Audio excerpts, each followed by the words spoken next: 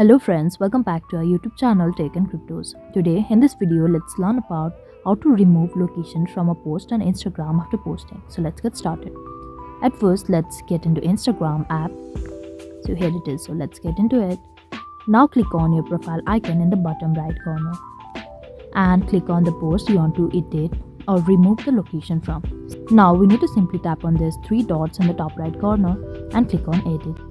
Now click on location over here. If you want to change the location, you can choose any of the location or search for the location here.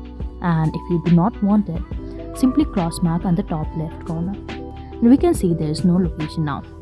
So this is all we need to do to remove a location from a post on Instagram after posting. I hope you liked the video. Please do like and subscribe. Thanks for watching.